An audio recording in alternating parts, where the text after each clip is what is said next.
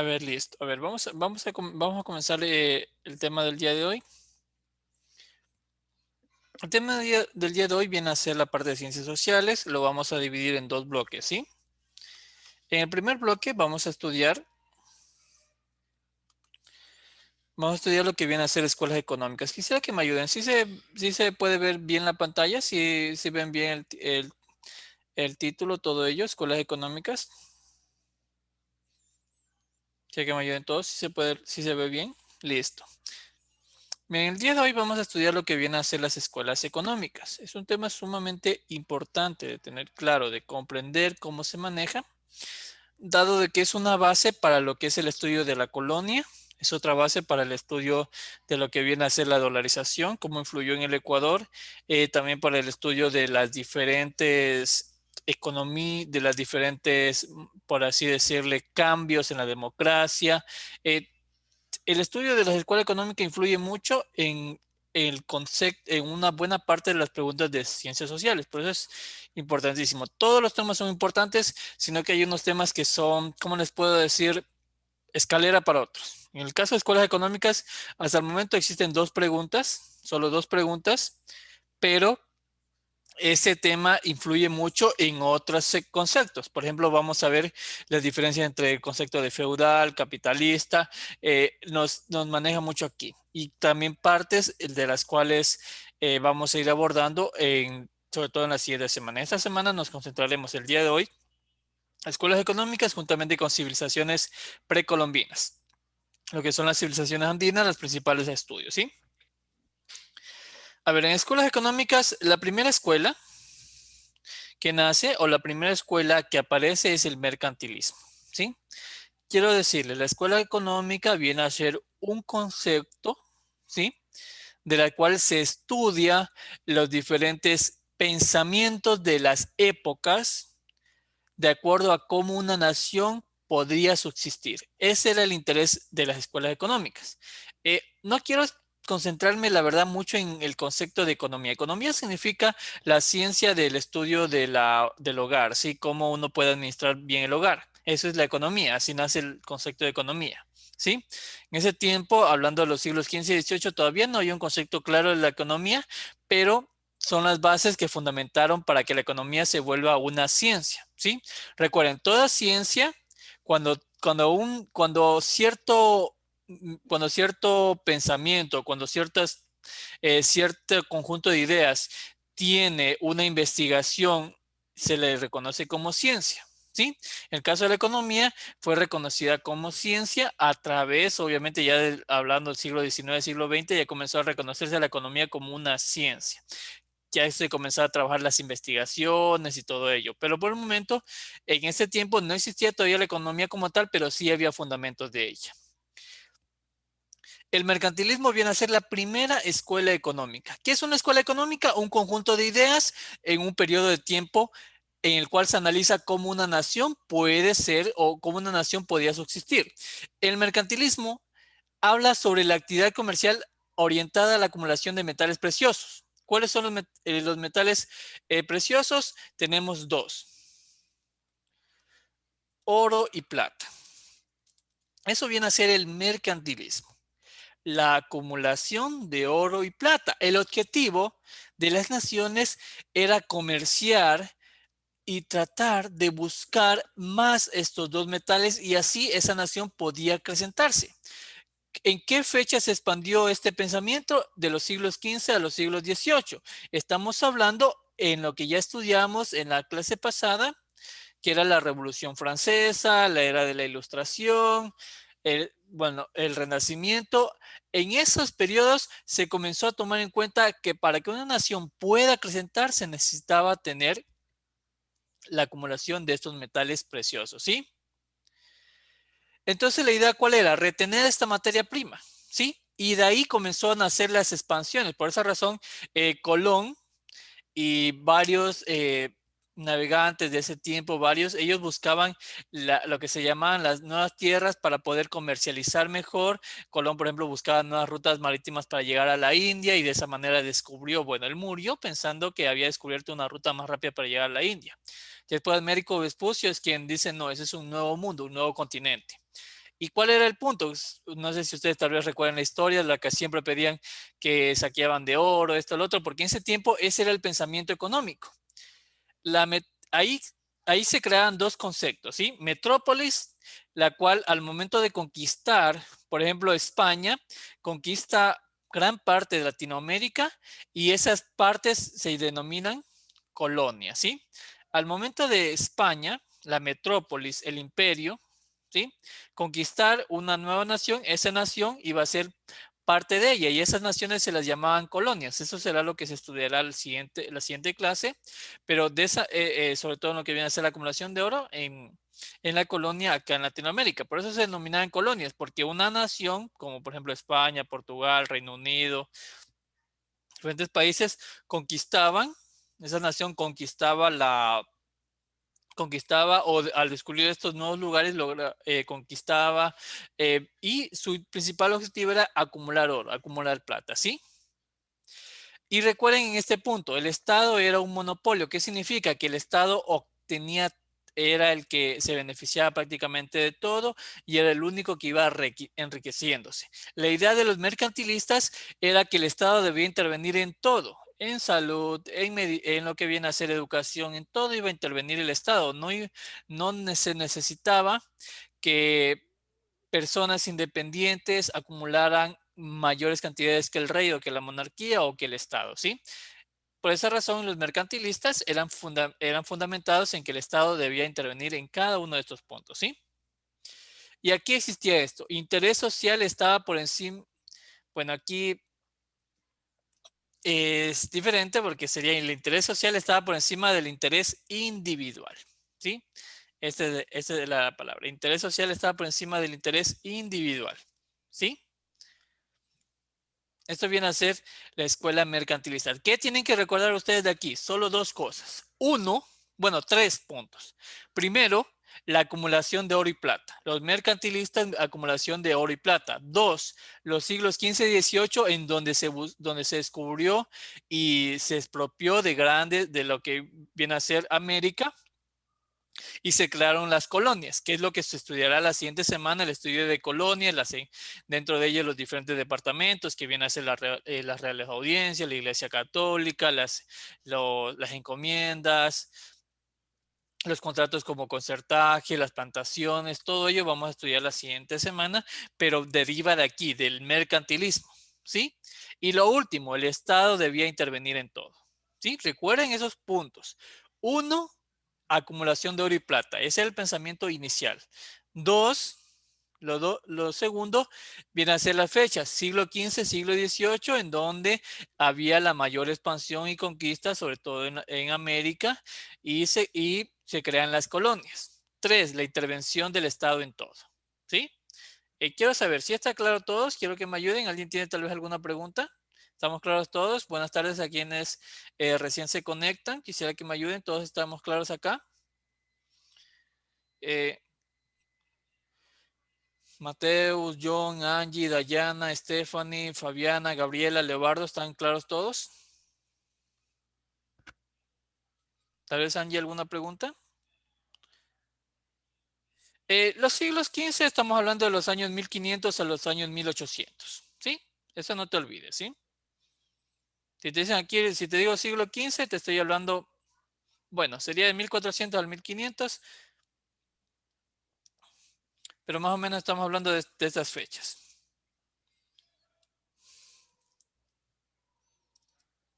Ese sería el siglo XV, siglo XVIII. Desde el 1400 hasta el año 1799, ¿sí?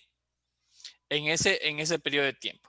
Ahí luego vamos a estudiar lo que son el siglo XIX, donde ya estamos hablando del 1800 a 1900, ¿sí? Y el siglo XX, el siglo pasado, recuerden, este también es otro periodo importante. Si hablamos del siglo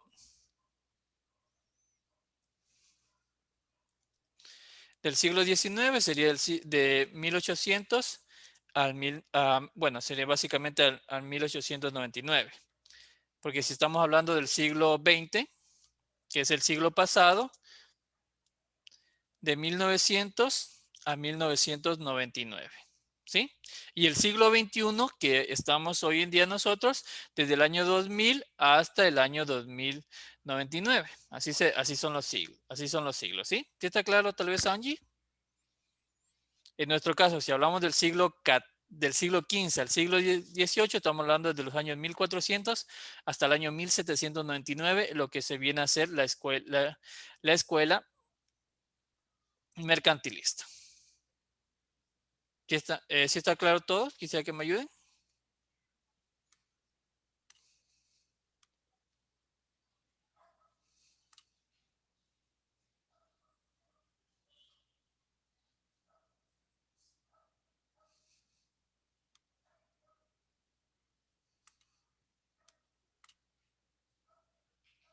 Tranquila, Ana, recién estamos iniciando la clase.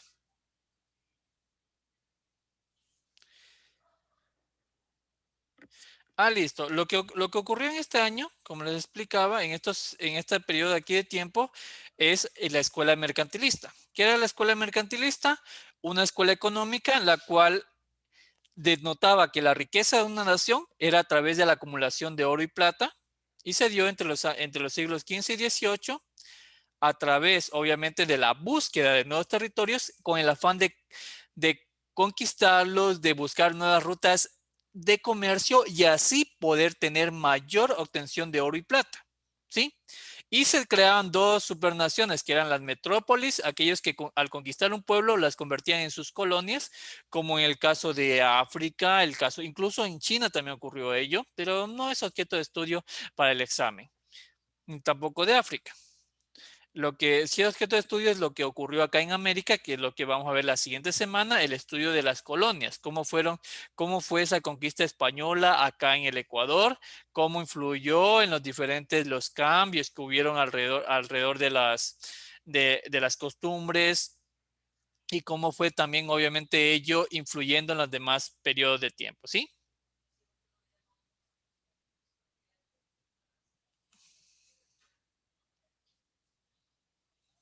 Gabriela, tal vez una pregunta, pero no veo una pregunta aquí.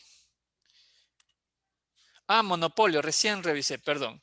Los monopolios, sí, ya revisé la pregunta, disculpen. Ya, recuerden, miren. Con- Recuerden, el término mono griegamente se entiende como uno, ¿sí? Ya, polio mercado. Cuando hablamos de monopolio significa que en el caso del Estado o de una empresa o lo que sea, viene a ser la obtención o viene a ser el único adquisidor de poder de toda esa nación, ¿sí? Para explicarlo con un ejemplo mucho más sencillo, ¿sí? Cuando hablamos de un monopolio. En el caso de acumulación de oro y plata. Cuando se refiere a que el Estado era un monopolio, significaba que era el único que poseía los medios de producción, era el único que poseía la materia prima y era el único que poseía los recursos suficientes para tener ellos esta acumulación. Eso significa monopolio, porque es solamente uno el que puede poseer todo esto de aquí, que tiene las posibilidades, los recursos y sobre todo lo que se podría entender como la parte política, en, bueno, todo el contexto para ser el único en acumular oro y plata. Eso significa monopolio. Cuando una sola empresa, una sola nación tiene derecho a acumular todo eso y los demás no tienen ninguna posibilidad de lograrlo, ¿sí? Sí, bueno, es que mono viene de un término eh, latín, pero no recuerdo si era griego o latín, pero significa uno. Incluso se lo utiliza como palabras monosémicas, que significa un solo significado. Cada vez que tenga esa parte mono, significa uno, ¿sí? Polio mercado. Cuando yo les hablo de monopolios, estoy diciendo que solamente esa empresa tiene la posibilidad, en este caso el Estado, de acumular oro y plata y nadie más lo tiene, ¿sí? El resto se ve opacado.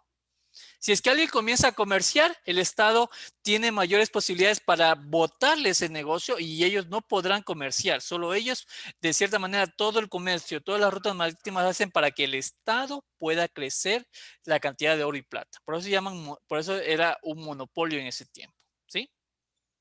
Sí, tal vez quedó ahí claro, Gabriela. La verdad, recién revisé la pregunta. ¿No la vi? ¿Sí quedó claro ahí?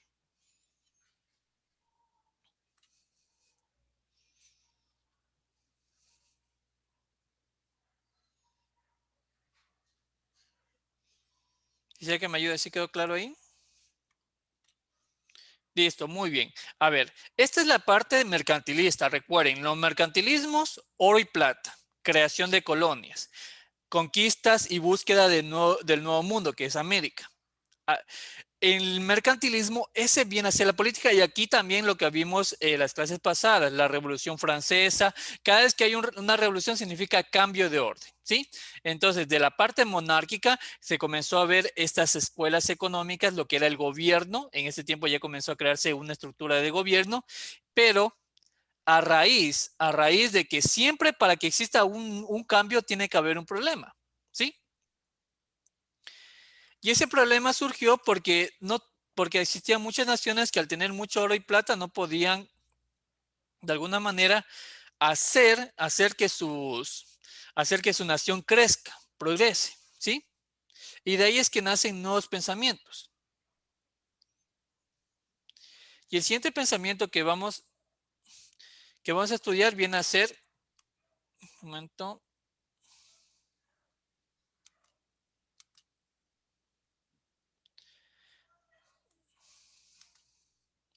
la escuela fisiócrata. Los fisiócratas nació esto en Francia a mediados del siglo XVIII, ya cuando estamos hablando en plena Revolución Francesa, en donde ellos decían, no tiene sentido acumular oro y plata.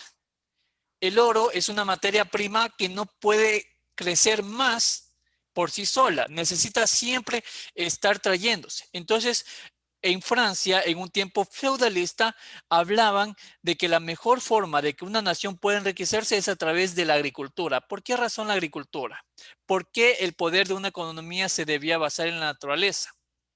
¿Sí?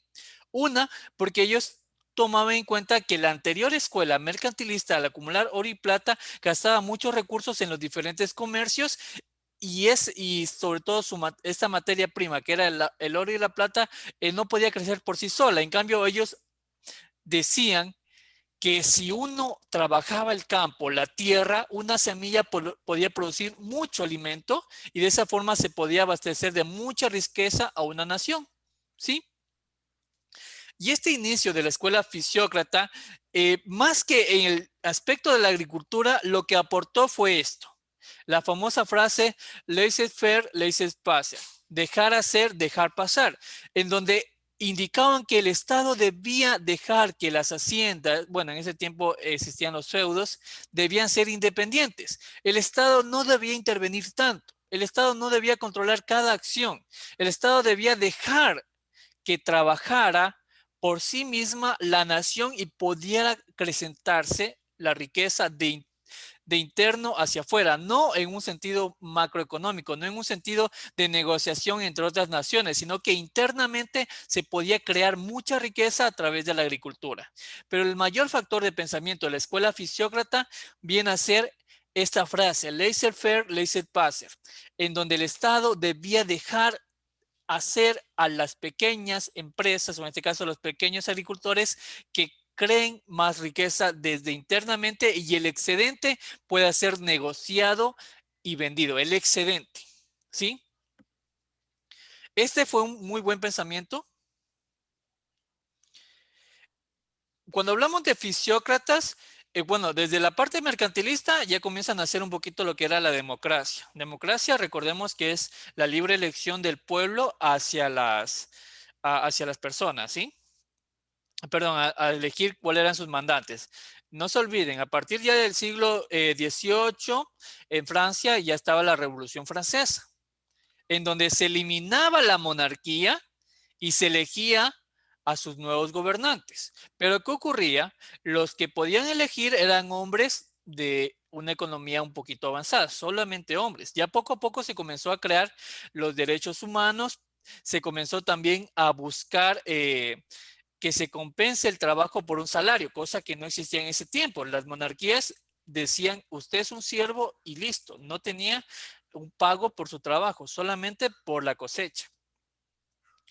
Las democracias se comienzan a crear ya desde el siglo XVIII, pero en lo que era la escuela fisiócrata, era el nacimiento de los, bueno, sobre todo se expandía en la parte de los feudos, en donde existían, así como ustedes pueden ver aquí, parcelas de tierra, las cuales los agricultores podían incluso contratar a personas que trabajen aquí y se les pagaba por un salario, ¿sí?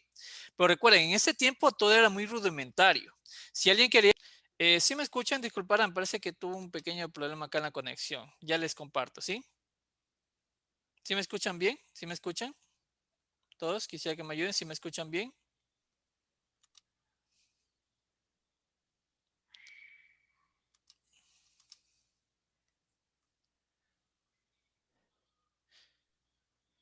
Sí, sí, perfecto.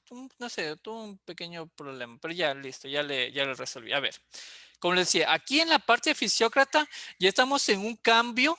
El único cambio que existió de la escuela anterior a esta escuela es que ya el Estado, el pensamiento era que el Estado no intervenga tanto en el comercio y sobre todo se preocupe un poquito más en la parte de política, reordenamiento, juzgados, cosas así. Pero a medida que nace un nuevo boom, porque ya en el siglo, ya terminando el siglo XVIII, comenzó a nacer una etapa significativa que marcó, podría decirse, el fin de esa era, el fin de la era moderna, por así decirlo, digamos, el fin de la era, de la era como se conocía ese tiempo, y nacen los avances, ¿sí? Y de la escuela fisiócrata, con este pensamiento de que el Estado no debe intervenir mucho, se crea una nueva escuela llamada el liberalismo, ¿sí? El liberalismo. ¿Y qué es el liberalismo? ¿Cómo nace? A través de esto, la revolución industrial, ¿sí? Esto es importante que ustedes vayan considerando lo que hemos estudiado. ¿Qué hemos estudiado? Primeramente, estudiamos acerca de el mercantilismo. ¿Qué significa el mercantilismo? Acumulación de metales preciosos, oro y plata. Lo segundo que estudiamos, ¿sí? Viene a ser la escuela fisiócrata. Los fisiócratas que buscaban que la economía de una nación se engrandece por la naturaleza. Ahora, en el liberalismo nace a través de la revolución industrial, a través de la especialización, en donde existe un cambio de raíz, donde existen sistemas de producción y sobre todo se crea esto. Ya se cambia la fuerza humana, ya no era necesario tener tantas personas para mover algo, sino que se crean las llamadas máquinas de vapor. Ya no se iban a utilizar que los caballos, que las vacas, que los toros, que los diferentes animales, sino que a través de la máquina de vapor impulsada por el uso del carbón y estos elementos, se creaban estas máquinas que aumentaban la producción y sobre todo hacían esto, el abastecimiento de una demanda insatisfecha. En la escuela fisiócrata ya había acumulación de riquezas por parte de ciertas personas, ciertos sectores, y por ende había demanda de productos. Pero esa demanda no era satisfecha porque, por ejemplo, para hacer una banca, una silla o tal vez una cama se demoraban meses. Pero a través del impulso de estas máquinas ya el trabajo era mucho más rápido. ¿Sí? Es- Esto es pensar, ¿quiénes dieron inicio a lo que era el liberalismo? Autores Adam Smith con La riqueza de las naciones y David Ricardo, ¿sí? Ellos fueron pensadores, fueron considerados prácticamente los padres de la economía moderna, los cuales dictan o toman, bueno, sobre todo la microeconomía, tomen en cuenta de que la acumulación o la riqueza de una nación nace a través de estos 6 parámetros. Primer parámetro, el Estado no debe intervenir en la economía, tiene que haber una libertad de empresas. El Estado no tiene que estar en cada una de las empresas y decirles deben funcionar así, tienen que pagarle tanto a los trabajadores. No, el Estado no tiene que decirle nada a la empresa, solamente tiene que estar pendiente que existan nuevas carreteras, que existan nuevos centros médicos, que exista educación, nada más. ¿Sí? El Estado debía intervenir para la construcción de carreteras, puentes. El Estado tiene que ser un gendarme, simplemente un guardia de vigilancia de que la empresa vaya bien, de que la empresa tenga lo que necesita para poder comerciar con otras naciones o para poder comerciar internamente. La libertad generaba desajustes y ahí se creó el concepto de la mano invisible, la ley de la oferta y demanda. ¿Qué significa Bueno, entendamos, oferta, por ejemplo, yo soy el creador, yo tengo una empresa y yo a ustedes les ofrezco un producto, ¿sí? Y en este tiempo, si es que existía, voy a hacerles un gráfico pequeño para que comprendan mucho mejor esta idea.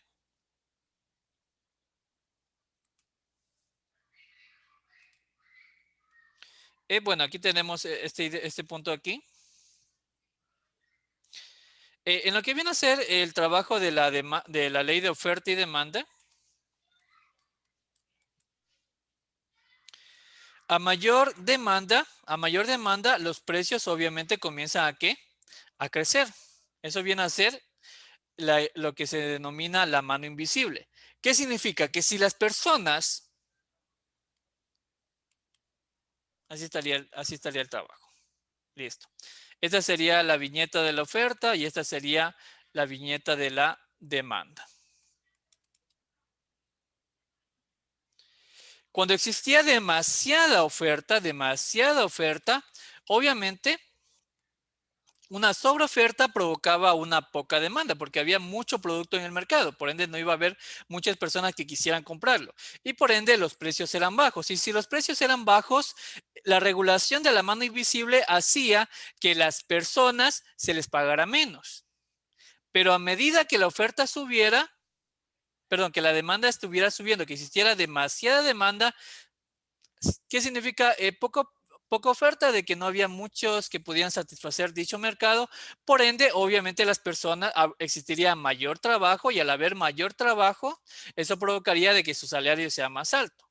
Esa era la mano invisible, simplemente una regulación a través de la ley de oferta y demanda.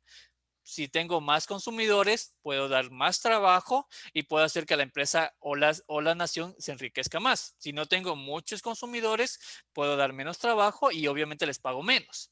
Y querían que el Estado no interviniera. Y por esa razón aquí existía muchos problemas. Porque los dueños de la empresa se enriquecían, el trabajador no. El trabajador tenía esta cantidad de horas a veces de trabajo. 16 a 18 horas diarias de trabajo. El capital obviamente se incrementaba rápidamente, pero existía esto de aquí, una gran y marcada lucha de clases, ¿sí? Existía la explotación de la mano de obra y ahí comenzó a crearse esta lucha entre oferentes y demandantes. ¿Por qué razón? Porque ya se buscaba eliminar, se buscaba que existiera un cambio en este sistema. En la escuela fisiócrata y en la escuela mercantilista, la mano de obra era sobre todo mano de obra de hombres porque eran trabajos muy rudimentarios, no existían máquinas salvo instrumentos artesanales, pero a través de la máquina de vapor ya no era necesario tanta la fuerza física, sino más bien la demanda de personas en puestos, como ustedes pueden ver aquí. Ya se comenzó a contratar más a mujeres y a niños, y como contrataban a una mujer a un niño, se le pagaba menos. ¿Sí? El precio de trabajo se determinaba por la mano de obra. Aumento de producción, se contrató a más mujeres y más niños. Eh, no había una regulación por parte del Estado, porque la escuela liberal decía, no se necesita que el Estado intervenga, déjenos trabajar. Pero obviamente se crearon muchos problemas, sobre todo en esto, en que la mano de obra o las personas que estaban en el trabajo eran sobreexplotadas. ¿Sí? Y a través o a raíz de este pensamiento, recuerden, el pensamiento nació en la revolución industrial, liberalismo nace en la revolución industrial, ¿sí? ¿A través de qué? De la máquina de vapor, a través de la industrialización se comienza a crear, y sobre todo el pensamiento de la mano invisible, ley de oferta y demanda. Recuerden estos aspectos que son sumamente importantes, ¿sí? Y de eso nace lo que viene a ser el pensamiento marxista, el marxismo. ¿Qué nos decía el marxismo? En las teorías expuestas por Karl Marx, critica al capitalismo. El capitalismo nació del liberalismo. Tengamos una diferencia. Liberalismo significaba una escuela económica, un modo de pensamiento del Estado. El capitalismo era un modo de producción. Ya eso de ahí, esas definiciones las vamos a trabajar después de unas 2 semanas en lo que eran los modos de producción. Modo de producción esclavista, bueno, primitivo, esclavista, feudalista, capitalista y socialista. Son modos de producción que eso ya después veremos. Criticaba el capitalismo que se fundaba en el liberalismo, pensar de que el Estado no debía intervenir. En cambio, el marxismo tenía un pensamiento distinto. El salario no debía ser compensado solamente por trabajo, sino por otros factores. Ahí dio origen a lo que era la Revolución Rusa, Revolución China, Revolución Cubana, ¿sí? Ya se crearon lo que eran los sistemas socialistas, en donde todo debía ser equitativo, ¿sí? Dígame, ¿tienen problemas? Sí, tal vez no escuchan bien. Quiero que me ayuden para mejorarles el audio. Sí, que me ayuden. ¿Sí escuchan bien? Tal vez tienen todos. Quiero que me ayuden. ¿Me escuchan bien todos? A ver, denme un minuto. Denme un minuto. Ya les voy a... Denme un minuto nomás. Voy a ver si les aquí hago una mejora y seguimos. Un minutito nomás, un minutito, ¿sí? A ver, un minutito. A ver, ahora estamos en lo que es la escuela marxista. No se olviden, la escuela marxista consistía en un cambio o una crítica hacia el liberalismo, en donde ya se eliminaba el pensamiento, se eliminaba ese pensamiento en donde el Estado no debía intervenir. Aquí, en cambio, se buscaba que todas las clases sociales o que todo, o perdón, que no existieran muchas clases sociales y que todo fuera equitativo. ¿Sí? Y que el gobierno debía regular todo ello, el gobierno debía estar participando en los diferentes aspectos. Esta base marxista fue el inicio o dio origen a las escuelas socialistas, ¿sí? En donde se buscaba un sistema más equitativo, donde todos deberían ganar y no debería existir una lucha entre clases, a diferencia de una escuela liberalista en donde se buscaba la industrialización, la capitalización, se buscaba el pensamiento capitalista, en donde existía un interés del capital sobre el interés humano, ¿sí? Lo que provocó esta escuela, recuerden que esto del marxismo nació sobre todo en la Primera Guerra Mundial, ¿sí? Ya lo vamos a resumir en la siguiente gráfica. Esto nació sobre todo a raíz de la Primera Guerra Mundial,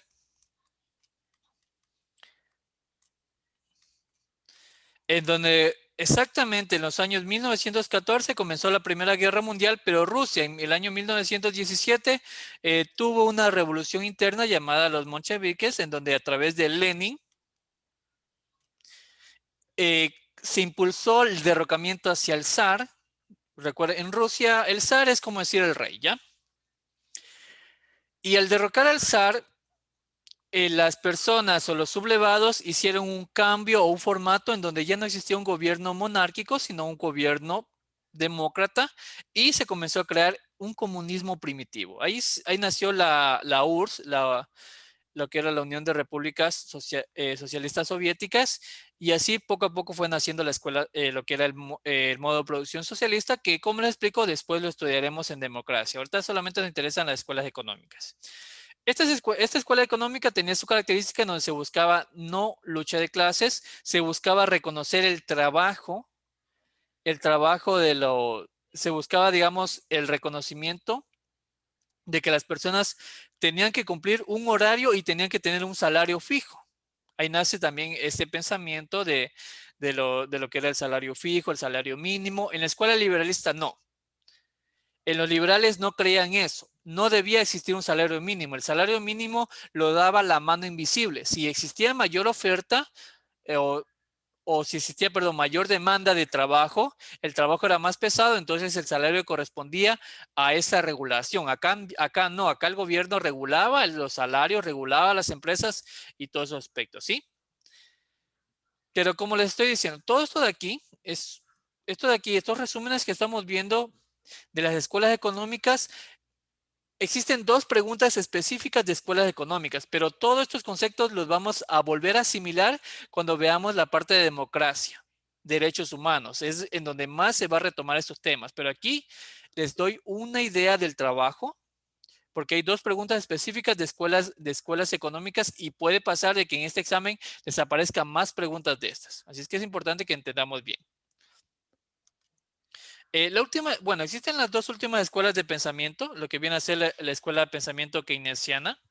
No quiero, digamos, entrar mucho en detalle de esta escuela. Las preguntas que hablan de Keynes, de la escuela keynesiana, más que una pregunta, simplemente ponen como una opción la escuela keynesiana, entonces es importante que también ustedes la entiendan porque puede ser que en el examen que viene les aparezca una pregunta de Keynes. Keynes era un economista considerado uno de las personas más inteligentes del mundo. Su coeficiente incluso les decían que era mayor a 185, en el cual ideó esta fórmula, pero esta fórmula fue a raíz de este concepto. Después de que existió una revolución en el pensamiento capitalista, en lo que viene a ser pleno siglo XX, después de una Primera Guerra Mundial, verán, recuerden esto, cada vez que existía una guerra siempre iba a haber un problema en la economía. ¿Y cuál fue el problema de Estados Unidos? Estados Unidos hizo muchos préstamos a países prácticamente en quiebra. Reino Unido, estamos hablando de Francia, estamos hablando de países como incluso el Imperio Austrohúngaro, Italia, y por tal motivo las tasas de interés iban a ser muy altas, sí, pero Estados Unidos no tenía cómo cobrarles. Tenía bonos, tenía mucho dinero en papel, mas no tenía, obviamente, el dinero líquido. Y eso creó lo que se denomina en ese tiempo la Gran Depresión, ¿sí? La Gran Depresión, ¿qué creó? Mucho desempleo y también después de ello creó mucha inflación. Entonces Keynes ideó esta fórmula, la de la demanda global, fórmula de demanda global, en la cual explicaba de qué manera se podía crear riqueza o salir de esta depresión a través de dos aspectos. Uno, si existía demasiada inflación, o otro, si existía eh, mucho desempleo, ¿sí? Entonces esta fórmula le ayuda a regular lo otro. Inflación significa acumulación excesiva de dinero en una región. Uno dirá, ¿es bueno? No, no es bueno. La inflación significa mayor dinero circulante. No se olviden de esto. Esa es la inflación, mayor dinero circulante. ¿Por qué es un problema? Primeramente es un problema porque los precios suben. Como hay mucho más dinero, los precios tienden a subir. Y los precios a subir, también la materia prima sube de precio. Si la materia prima sube de precio, obviamente también va a subir de precio el transporte. Si sube de precio el transporte, significa que va a existir poco comercio. Si existe poco comercio, eso significa que los países, obviamente, poco a poco van su economía a quebrar, como el caso de Estados Unidos. Mucho dinero en papel. Y eso provocaba que todo subiera. Al subir todo, comienza a bajar el transporte y aspectos como ese. Entonces, Keynes ideó esta fórmula. No quiero obviamente cansarlos mucho en este tema que no es no ha trabajado mucho la CENESID a profundidad, pero sí quiero darles una explicación sumamente sencilla de esto, de Keynes, porque hay una pregunta en donde habla sobre Keynes, que después la vamos a ver, pero no habla de identifique la fórmula, no, solamente habla del aspecto general. Y el aspecto general es la idea, que se ideó esta fórmula para combatir el desempleo y también la inflación, ¿sí?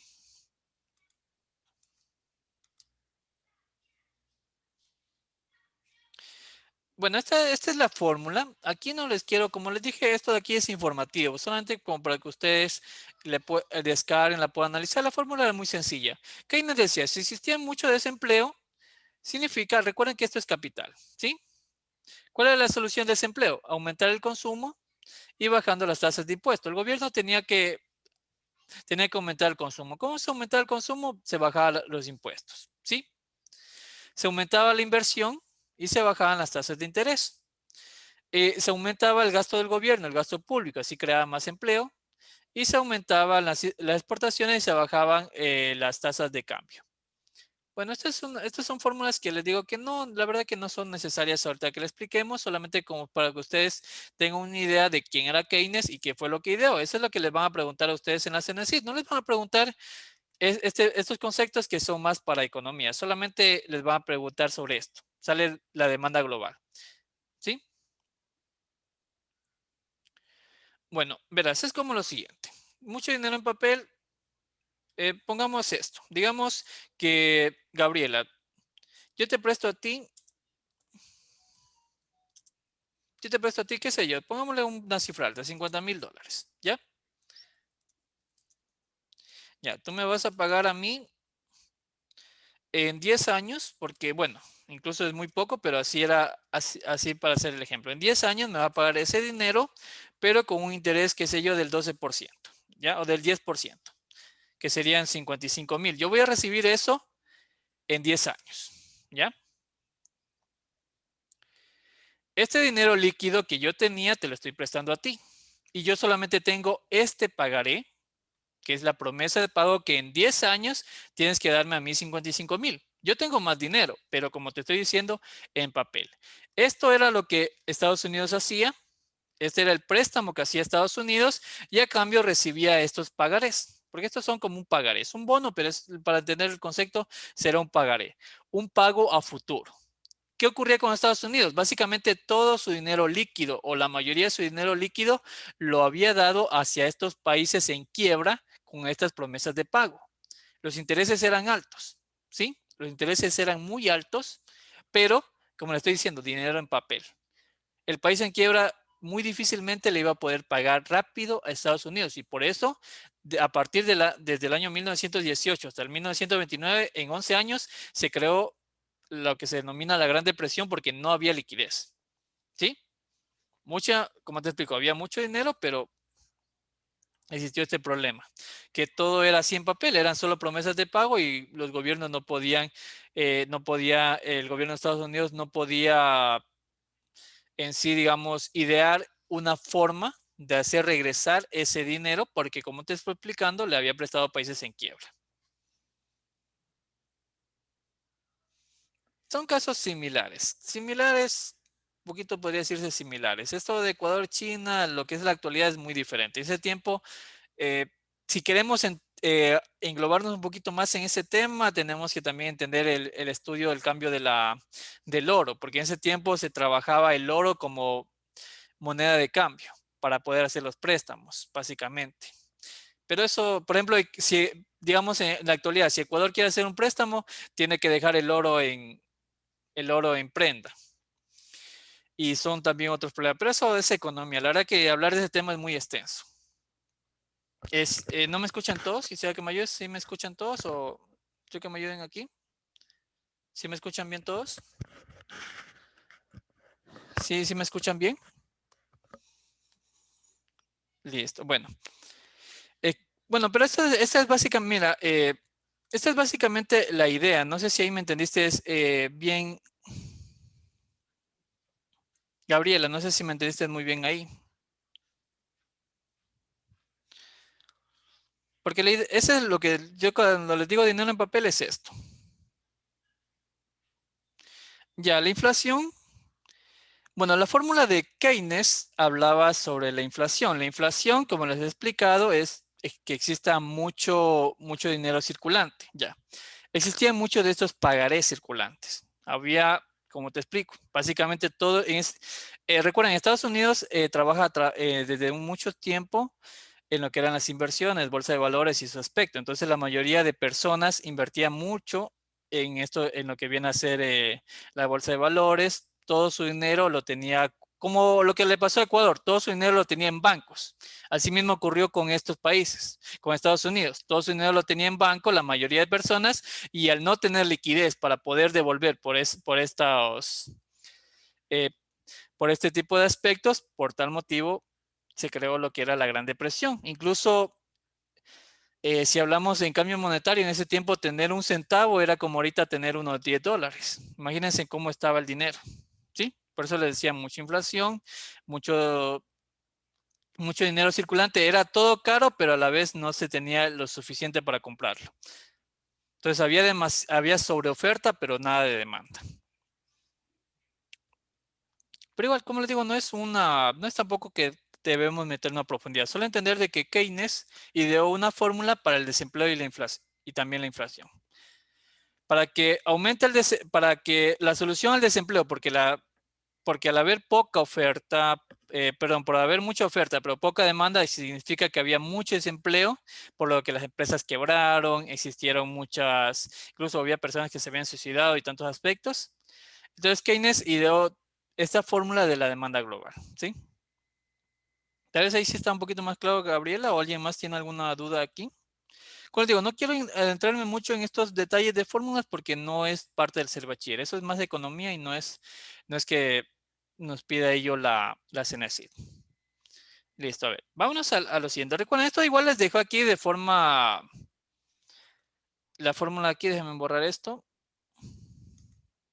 Esto les dejo solamente como para que ustedes tal vez puedan ver lo que eran las ideas de ese tiempo, de qué manera se solucionó la parte de la Gran Depresión a través de esas dos fórmulas, ¿sí?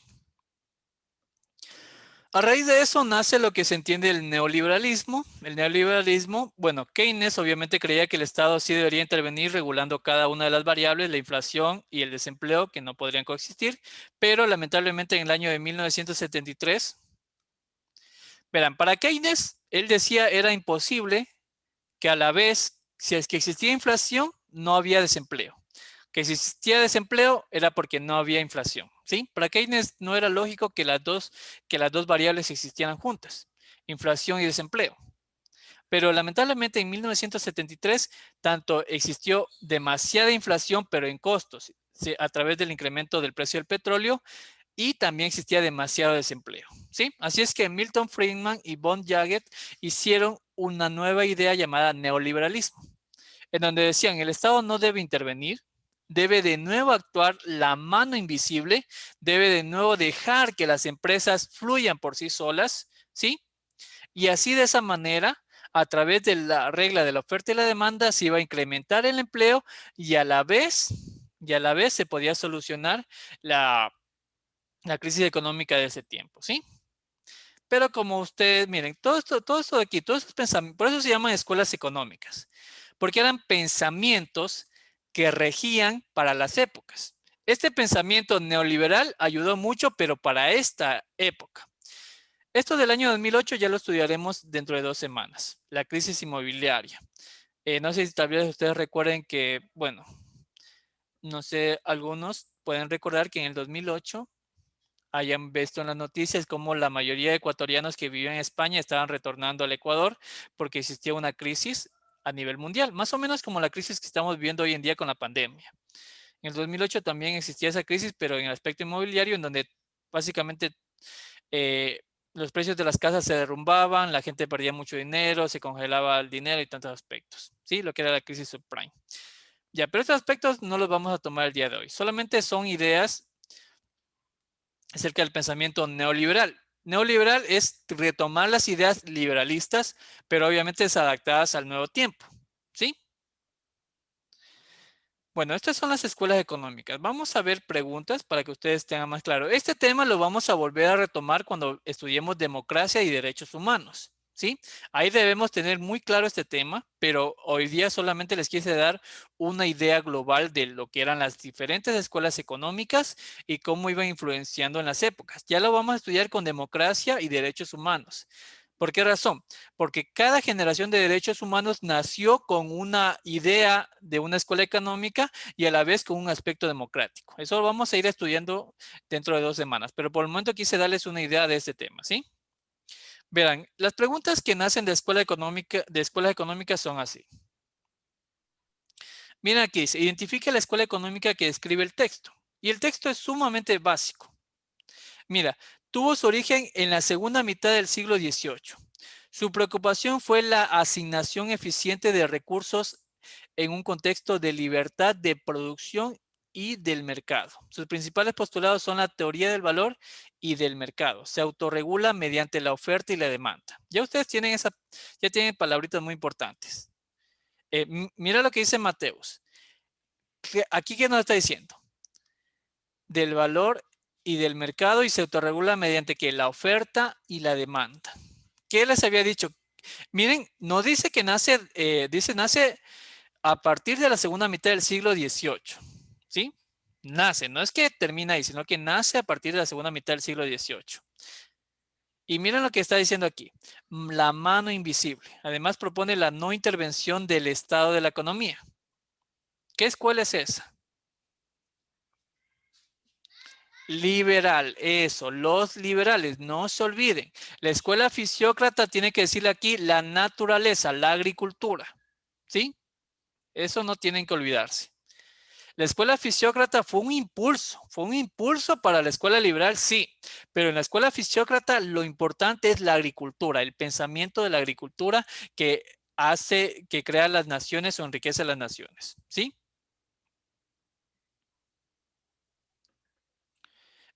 Eh, Perdón, ¿sí me escuchan todos bien? O quisiera que me ayuden porque me están diciendo que hay problemas de audio. ¿Sí me escuchan todos bien?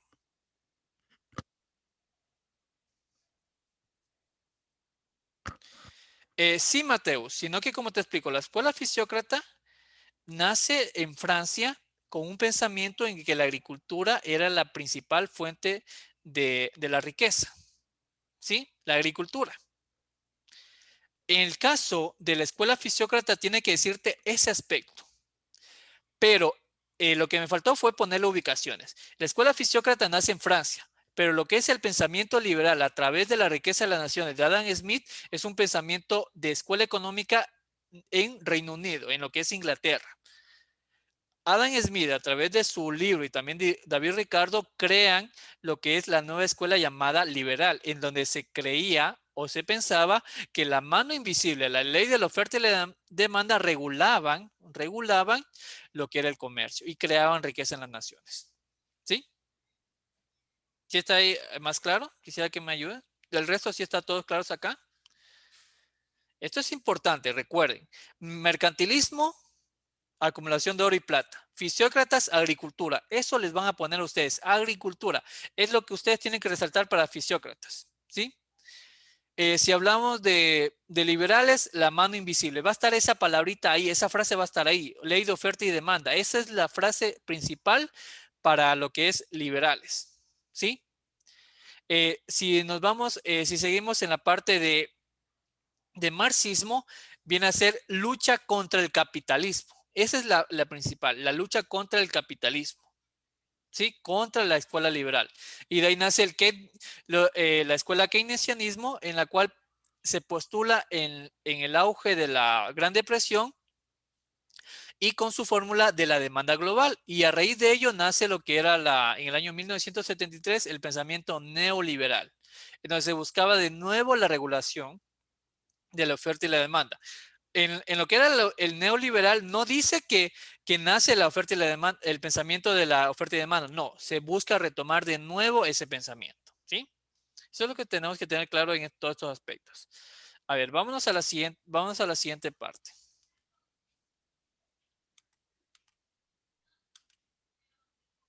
A ver, miren esta pregunta. Esta escuela económica surge como una crítica de la economía capitalista desarrollada en el siglo XIX. Sus postulados se estructuran en una obra considerada como su base, el capital. Todas son características de la escuela económica descrita, excepto, a ver, ¿cuál no sería una característica de esta escuela económica? Que nace como una crítica de la economía capitalista. ¿Cuál sería acá la respuesta?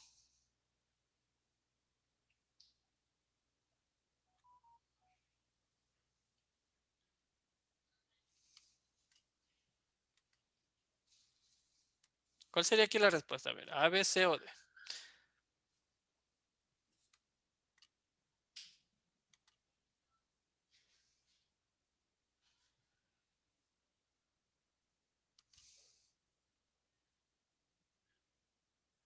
A ver, nos dice la opción A. Existe un valor no reconocido en la remuneración del trabajador en el cual explica el sistema de acumulación. Eso es parte de la escuela que menciona acá. Dicen cuál no es parte de la escuela. Recuerden que estamos hablando de la escuela marxista. Porque dice, existe un valor no reconocido en la remuneración del trabajador, el cual explica el sistema de acumulación. Esa es la crítica que hace la escuela marxista al capitalismo. La B, en cambio, dice, eso, muy bien, Mateo. La opción C, porque la opción C, ¿de qué está hablando? Riqueza. La única fuente de riqueza es la naturaleza. Eso es una escuela fisiócrata. ¿Sí? La B y la D hablan de una crítica hacia el capitalismo. La B dice, la sola existencia de clases en una sociedad generaría conflicto permanente dado el antagonismo de estas. El sistema económico vigente, por su naturaleza, dará lugar a un nuevo sistema de producción en el cual se eliminará la propiedad privada. Eso es parte de la escuela marxista. ¿Sí? Muy bien. Aquí la respuesta sería la opción C. Muy bien. ¿Sí? Recuerden, si hablamos nosotros de la agricultura es la escuela fisiócrata. Si es que me dicen una crítica a la economía capitalista es la escuela marxista. Nació como una crítica. Se buscaba que no existiera lucha de clases. Se buscaba de que tuviera una mejor remuneración el trabajador con respecto a la obra que está haciendo y sobre todo regule su cantidad de trabajo. Eso ya lo vamos a ver en derechos humanos, porque a través de la escuela liberal también nació la primera generación de derechos humanos, que es muy importante estudiarla, pero la vamos a ver en otra clase, ¿sí? Muy bien, Gabriel, perfecto. A ver, vamos a la siguiente pregunta. Civilizaciones nativas de América. Cuando hablamos de civilizaciones nativas de América, nos vamos a referir a tres principales que son las que estudia la CENESID, ¿sí? Los incas, los mayas y los aztecas. Es lo que la CENESID estudia, lo que la CENESID trabaja y lo trabaja en dos aspectos, la parte matemática y en la parte de agricultura. Profundizaremos el siguiente mes porque estamos haciendo una relevancia acerca de los temas de las civilizaciones nativas de América. Estamos viendo nuevas preguntas porque si nos comenzamos a trabajar la civilización azteca, la civilización maya, la civilización inca, es muy extenso. Vamos a ir viendo, en estos momentos solamente vamos a ver lo único que ha aparecido hasta el momento en el examen, pero estamos recopilando un nuevo material para de nuevo explicarles en enero esta parte de aquí, pero con nuevas tendencias de pregunta, ¿sí? Pero hasta el momento lo que ha aparecido es esto, ¿sí? Primero, la CENESID se enfoca mucho en el estudio de las matemáticas de estas tres regiones, ¿sí? ¿Qué es lo que destaca la CENESID? Bueno, lo que destaca de los mayas viene a ser esto. Los mayas y el cero, ¿sí? Los mayas crearon un sistema de numeración vigesimal. ¿Qué significa vigesimal? En el cual tomaban al cero como punto de referencia y como diversificador, ¿sí? Perdón, como diferenciador. Empieza en cero, crea una serie de símbolos y otra vez, después de este número de aquí, que era el que representaba el 19, otra vez aparecía la misma figura, la cual señalaba el número 20. ¿Sí? Por eso es vigesimal. Y luego creaba una diferente posición de estos números para decir 21, 22, 23. No pregunta la CENESID cómo se estructura esto. No, solamente pregunta acerca de esto, de los mayas y el cero. ¿Sí? Así es que no se olviden. Si es que les dicen civilización andina la cual creó el cero, los mayas. ¿Sí? No creó, sino que diferenció el cero, los mayas. ¿Qué es lo que más importa también acá? ¿Para qué utilizaban esto? Los mayas lo utilizaban principalmente para la elaboración de fechas y calendarios. No se olviden estos dos puntos. Creación del cero, sistema vigesimal y sobre todo era para la creación de fechas y calendarios. ¿Sí? En los incas, los nacidos quipos. Su mayor aplicación fue en el campo económico. Desarrollaron una aritmética sencilla con fines contables. Este sistema se desarrolló principalmente para los censos, cuantificar cosechas y calcular estadísticas. No se olviden, el quipo inca para lo contable, lo económico, ¿sí? Aztecas. En cambio, los aztecas, ellos, bueno, lo que era la cultura mesoamericana, su principal fuente de alimentación era el maíz. Incluso se creía, bueno, para ellos, su creencia era que el ser humano nació del maíz, ¿sí? Los aztecas desarrollaron un sistema fraccionario, como ustedes pueden observar acá, diferente obviamente al sistema decimal que manejamos, sistema fraccionario, pero en el cual a través de las mediciones, por ejemplo, decían, esto de aquí mide un pie, en referencia, como decir, pulgadas, un poquito más de 1 centímetro y cosas así. Hacían que un terreno pudiera ser dividido en varias parcelas, varias partes. Entonces, la idea de los aztecas a través de su sistema fraccionario era calcular áreas de superficie. Eso era lo que buscaban los aztecas, ¿sí? Así es que no se olviden de estos tres puntos. Si cuando hablamos de las matemáticas, en mayas, incas y aztecas, así toman relevancia estos tres aspectos. En los mayas, el cero para fechas y calendarios, no se olviden. En los incas, el quipu para el sistema contable. En los aztecas, el maíz, bueno, a través de los números de maíz se crearon los sistemas fraccionarios de unidades. ¿Sí? ¿Claros hasta acá? Quisiera que me ayuden.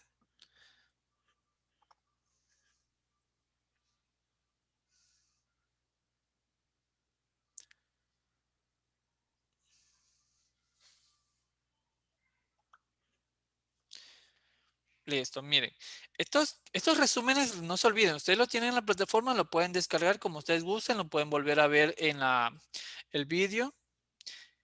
Ahora vamos a revisar, recuerden, todo esto aquí son los resúmenes, esos son los extractos de los temas que se han manejado. Obviamente le agrego un detalle más porque puede que ese detalle aparezca en la siguiente prueba. Esa ha sido la tendencia en cada examen. Siempre toman en base las preguntas, pero le agregan ciertos detalles, siempre les agrego aquí y es básicamente lo que aparece en la siguiente pregunta. No es que yo prediga, sino que es un aspecto lógico, podría decirse. Por ejemplo, hace 5 años, cuando era la prueba de ser bachiller hace 5 años que nació, solamente hablaban de esto. Era lo único que hablaba, lo único que hablaba. Pero yo siempre explicaba esto y esto, que era muy importante. Y ahora en las pruebas pasadas comenzaron a agregar estos dos aspectos, porque era la tendencia. Bueno, en la prueba pasada recién apareció una pregunta de estas 3 puntos, de estas 3 pautas recién apareció en la prueba pasada una pregunta de estas. Así es que, imagínense, sumamente importante que todos estos aspectos los vayan dominando. Igual estamos recapitulando más información para que ustedes puedan observar de forma global todos los temas. Esto de aquí, la verdad, no ha aparecido una pregunta, pero es importante que ustedes identifiquen los calendarios. ¿Sí? Es importante. Primeramente, el calendario maya tenían dos tipos de calendarios. Se suponían el calendario sagrado lunar llamado Solkin. Recuerden, si hablan de este nombre de aquí, estamos hablando de mayas. A veces aparecen en las opciones este tipo de palabritas y nos hacen confundir. Así es que esta palabrita indica calendario maya, calendario lunar, ¿sí? Y también el AD, el que vemos acá, también es un calendario maya. Estos aspectos la verdad no son relevantes. Únicamente ustedes tienen que recordar estos aspectos, los dos calendarios mayas, ¿sí? El calendario lunar y el calendario solar, ¿sí? En el lunar, se en cuenta por múltiplos de 20, un total de 260 días.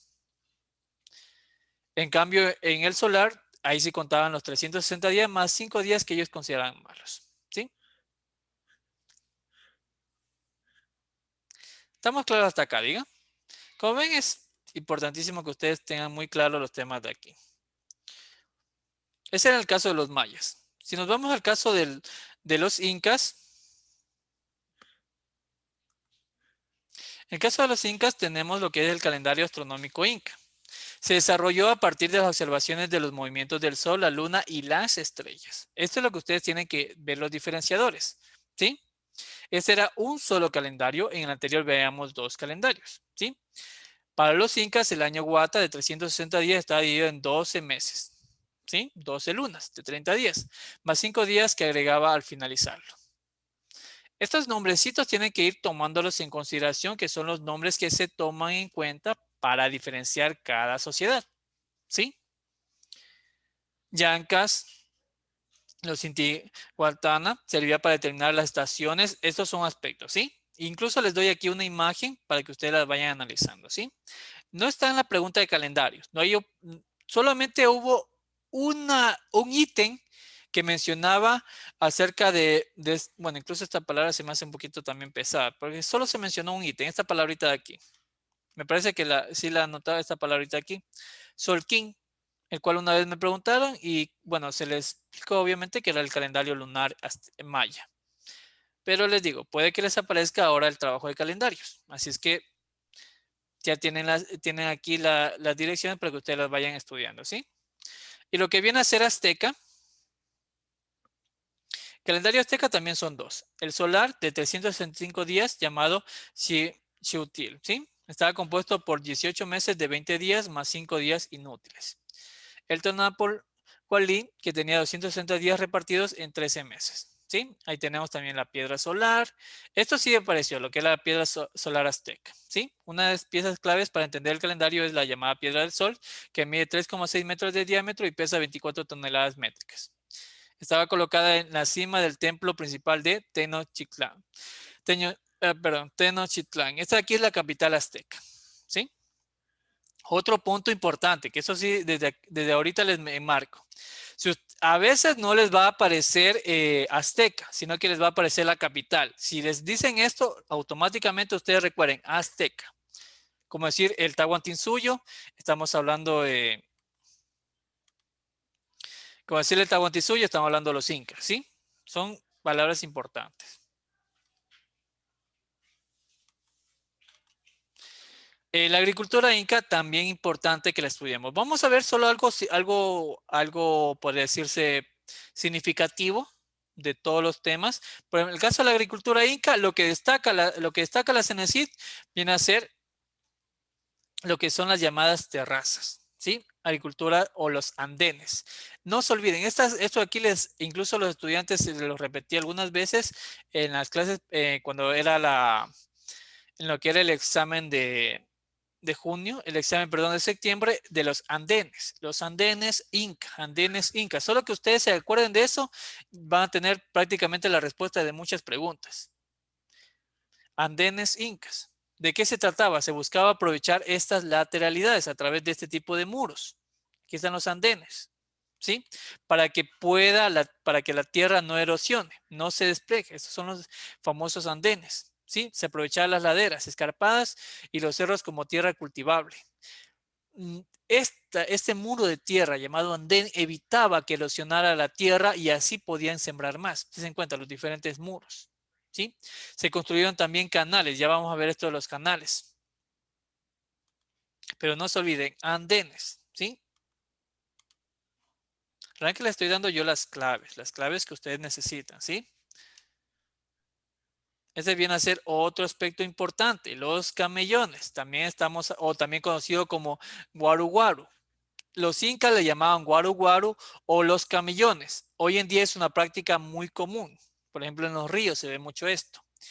¿Pero qué era? Es un tipo de disposición del suelo en el cual cuando existían unas temperaturas muy altas, por así decirlo, se creaba a través de esta agua regulación de la temperatura, ¿sí? Esta agua evitaba de que, de que este producto se secara o que el producto se helara cuando existía altas temperaturas. Por ejemplo, es una práctica muy común en la sierra también, en donde a través de esta agua se iba regulando la temperatura de la producción agrícola. Esto, miren, guaru, guaru. ¿De qué estamos hablando? Incas. ¿En qué zonas? Colombia, Ecuador, Perú, hoy en día y Bolivia se está manejando. Estamos hablando del imperio del Tahuantinsuyo, los incas. No se olviden de estas dos partes, ¿sí? Que son importantes que distinguen. La agricultura azteca. Aquí no sé por qué le puse en desorden. Bueno, ya les arreglo. La agricultura azteca. En la agricultura azteca tenemos dos aspectos importantes. Las chinampas, los aztecas, su capital fue hecha en una isla en donde estaba rodeada de agua y al haber mucha población, se comenzaron a crear este tipo de plantaciones sobre el agua llamadas chinampas o balsas. Estas eran verdaderas islas flotantes en el gran lago mexicano, hechas con cañas, ramas y barro.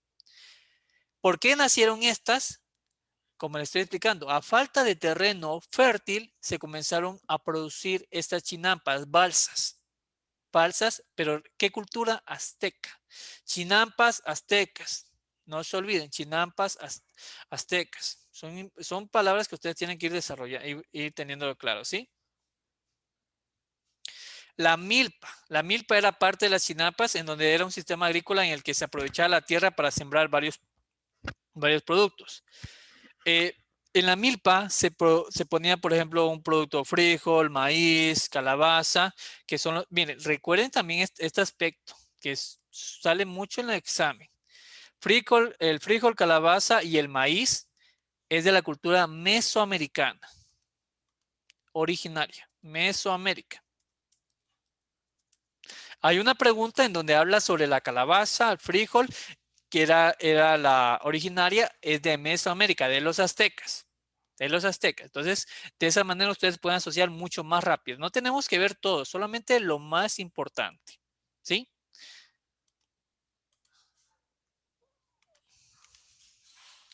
A ver, antes de ir a las preguntas. ¿Estamos claros acá? Sí les quedó claro aquí sobre lo que era lo que viene a ser civilizaciones andinas, lo que busca la CNSI son sus aportes a la matemática, a la agricultura. Es lo único que ha preguntado. Yo les incrementé la parte del calendario solar porque hay muchas preguntas sueltas que hablan sobre ese tema. Las chinampas, verás, los aztecas, su capital estaba rodeada de agua, no había mucha tierra, suelo. Y obviamente, si tenemos ya un gobierno, una institución en la cual está regulada, en la cual se busca expandir la nación y va a haber un incremento de población. Y los aztecas en ese tiempo, hablando en el siglo XV, se creía que había 1,5 millones de habitantes. Imagínense 1,5 millones de habitantes en una región pequeña, no con las prácticas actuales de hoy en día, de distribución de riquezas. Todo era muy rudimentario. Por tal motivo, esta sobrepoblación hizo que se crearan este tipo de ideas, que eran las llamadas chinampas, balsas flotantes, en donde se aprovechaba también el lago. Ya no, ya como no tenía dónde estar acá, en la tierra ya no había dónde sembrar, se comenzaron a crear esto de aquí. Por eso nacieron las chinampas, por un incremento de la población sobre todo. ¿Sí? ¿Sí estamos ahí claros? Gabriela, tal vez alguien más tiene alguna pregunta acá.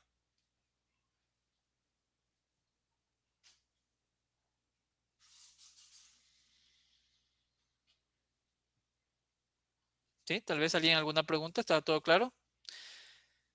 El Goro Guaro eran pequeños senderos, por ejemplo en la tierra, y esto se hizo sobre todo en las alturas, perdón, en las zonas andinas donde existían mayores heladas, y para que el producto no se pierda por las altas temperaturas, en la parte izquierda, en la parte derecha se hacían excavaciones en donde se introducía agua y de esa manera se regulaba aquí el producto y se le bajaba un poquito la temperatura, porque por las heladas este producto de aquí se podía dañar y no servía. Entonces se crearon estos pequeños canales de agua que regulaban la temperatura. Ese era el guaro guaro, ¿sí? O también conocido como los camellones, ¿sí? Vamos a ver las preguntas y ahí reforzamos el tema, ¿sí? Tenemos 8 preguntas de este tema en específico. Miren aquí qué dice. En la historia de América se desarrollaron grandes civilizaciones, cada una de ellas supo responder de manera autónoma a las problemáticas propias surgidas de su ubicación geográfica. Así pues, en el caso de la agricultura, los pueblos aztecas, miren, aztecas, crearon técnicas de cultivo particular y única conocida como chinampas, que construyeron a través de una especie de balsas sobre el agua cubiertas con tierra que servían para cultivar maíz, flores y verduras, así como para construir sus casas. A partir del texto identifique la razón por la cual se implementó la técnica descrita. ¿Cuál sería la respuesta? A, B, C o D.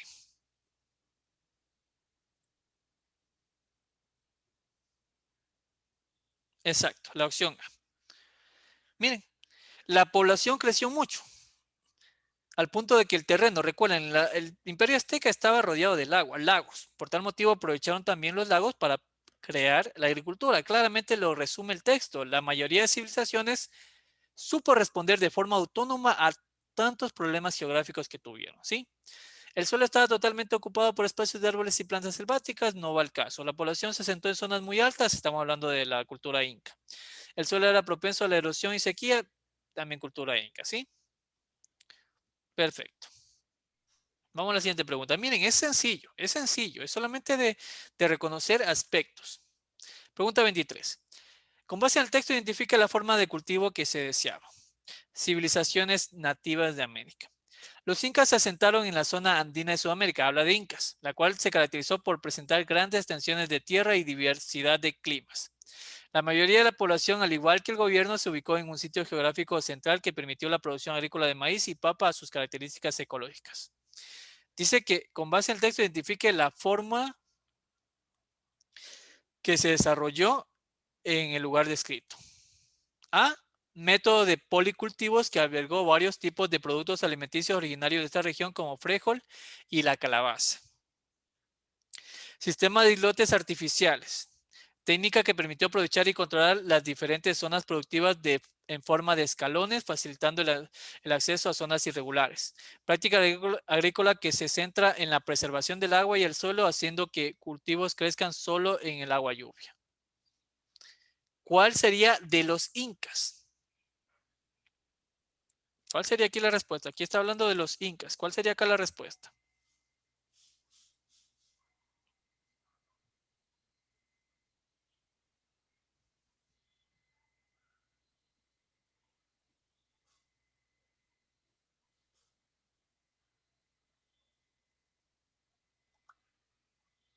Exacto, la opción C.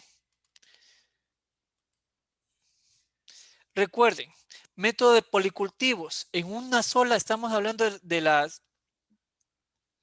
estamos hablando de la cultura azteca. Y aquí me están hablando de qué? De los incas. Sistema de islotes, chinampas, azteca. Práctica agrícola. Si hablamos de agua lluvia, estamos hablando de los mismos aztecas, ¿sí? Pero en cambio, si recuerdan esto de las diferentes escaleras de los incas, esto viene a ser ¿en qué? Zonas irregulares, viene a ser en este caso un método que se utilizó en esta cultura, ¿sí? Técnica que permitió aprovechar y controlar diferentes zonas productivas en forma de escalones, ¿sí? Facilitando el acceso a zonas irregulares. Muy bien, sería la opción C. A ver, vamos a la siguiente pregunta. Con base en el texto, identifique el aspecto relevante del sistema numérico de la cultura descrita. Este pueblo tuvo filiación nahua y en un momento de la historia llegó a constituir el núcleo del imperio más extenso de Mesoamérica, allí donde fundaron México, Tenochtitlán. Hablamos de aztecas. Me está dando la cultura azteca. ¿Cuál sería la respuesta? Miren, ya me está dando la capital. Por eso le digo, solo con ustedes un nombre basta. Solo con que tengamos un nombre nos basta. Exacto, la opción A.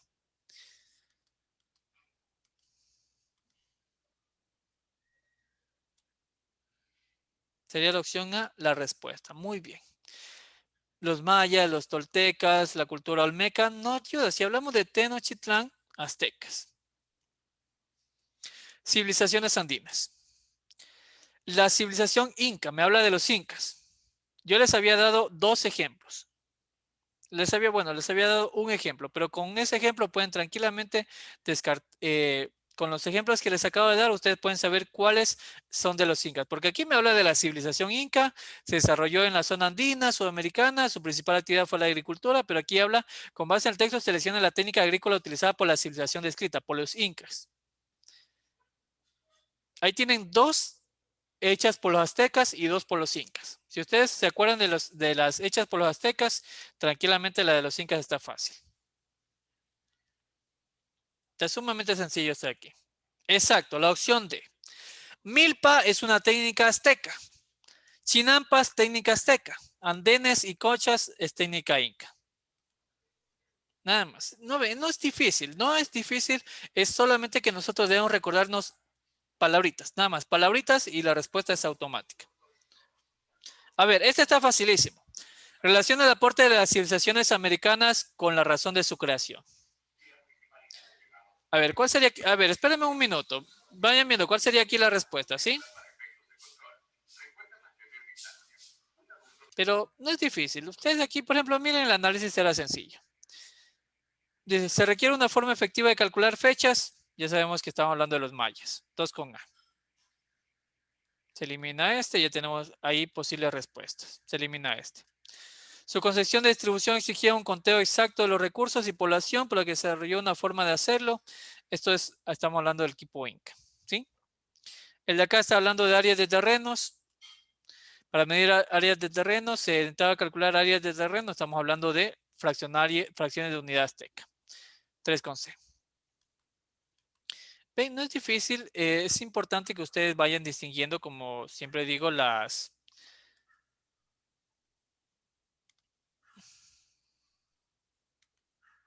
cada una. Ay,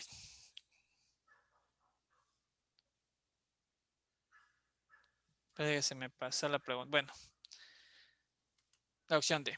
Vayan distinguiendo solamente los conceptos y listo. Muy bien, están correcto, estamos muy bien todos. Es perfecto. Así ustedes, claro, van entendiendo mucho mejor los temas y van distinguiendo cada una de estas preguntas. A ver, la 27 dice. Durante la etapa precolombina, los incas, bueno, esto de aquí es más pregunta de la colonia. Esta es una pregunta más de la colonia porque es un cambio de la, perdón, de la cultura, de la forma de pensamiento y todo ello. Pero vamos a ir trabajándolo aquí, ¿sí? Durante la etapa precolombina, los incas y algunos pueblos andinos aplicaron un sistema de trabajo basado en el beneficio del conjunto social. Esto es alguna práctica que hoy en día todavía la realizamos. La minga, ¿sí? Esta es una forma de trabajo conocido, bueno, porque fue uno de los pilares de la organización de los Aylus. En estos conjuntos de individuos o familias, todos se beneficiaban del trabajo que realizaba una persona en favor de la comunidad. Así el esfuerzo individual servía como retribución a lo que los demás hacían por el grupo. En ese sentido, la reciprocidad era indispensable. Esto es algo que estudiaremos en la colonia, ¿sí? La respuesta sería la C, porque estamos hablando de la reciprocidad. Si la persona trabajaba para una comunidad en modo de minga, también se buscaba el beneficio de los demás hacia ellos, ¿sí? Esto lo ampliaremos en la siguiente semana cuando estudiemos la colonia. Pero la respuesta acá sería la opción C, ¿sí? Recuerden, este trabajo en social viene a ser la minga. ¿Y qué se buscaba? La reciprocidad era algo indispensable. Dicha actividad podría darse en cualquier ámbito de la vida social, pero sobre todo se practicaba en la agricultura. A ver, vamos a las siguientes dos preguntas finales. Pregunta 28 nos dice: con base al texto, identifique la técnica Inca implementada para solventar la problemática descrita. Los incas se caracterizaron por su extremo cuidado del medio ambiente y por su estrecha relación con la naturaleza. Al ubicarse en escarpadas laderas montañosas donde los cultivos eran muy propensos a la erosión y a las constantes precipitaciones, fue necesario impermeabilizar el suelo y prevenir un drenaje demasiado rápido usando como fertilizantes el guano de las aves y los excrementos de camélidos. ¿Sí? Y nos dicen cuál es la técnica implementada. La A dice: formación de tierras de cultivos excavados. La B, creación de plataformas rodeadas de agua. C, creación de muros con piedras. Y D, formación de concavidades agrícolas. Solamente les leo el inicio, porque con el inicio ustedes tienen la respuesta. Correcto. La opción C. Creación de muros de piedra. Aquí es muy sencillo porque nos da la técnica. ¿Sí? Recuerden, el siguiente mes reforzamos este aspecto porque las técnicas de acá también las vamos a ver. No estaban en preguntas, pero vamos a analizar también esas otras técnicas. Ya vimos una de ellas, ¿sí? A ver, veamos la última pregunta para acabar el tema del día de hoy. Identifique la razón por la que se inventó la técnica descrita. Los camellones, recuerden, el guaru guaru, fueron plataformas hechas con montículos de tierra en medio del agua de tal forma que sobresalía una parte plana sobre la cual se podía practicar la agricultura, ya que se encontraba rodeada de agua, cuya cantidad se podía aumentar o disminuir a voluntad. Este aporte inca ayudó a solventar uno de los principales problemas que enfrentó esta población. Dice cuál fue la razón de aplicar un camellón. Uno de los camellones, el guaru guaru. ¿Cuál sería la respuesta acá? Eso, ya Gabriela me dio la respuesta, correcto. A ver, dice, la falta de terreno cultivable, recuerden, falta de terreno cultivable fue en las chinampas de los aztecas. ¿Sí? Recuerden, la A no puede ser porque la falta de terreno cultivable es para las chinampas. ¿Sí?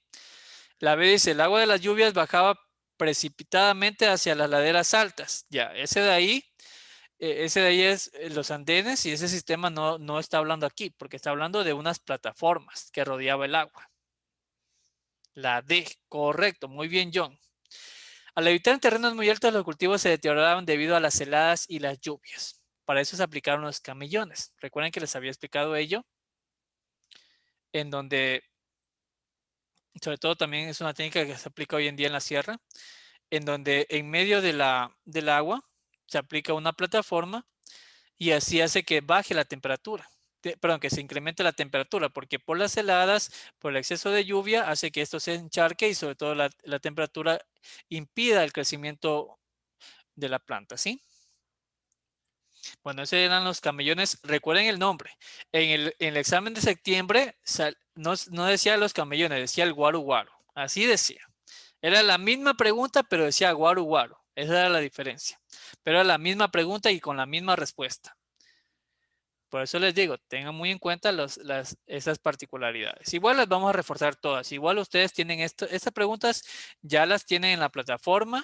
Pueden volver a resolverlas, pueden volver a retomarlas.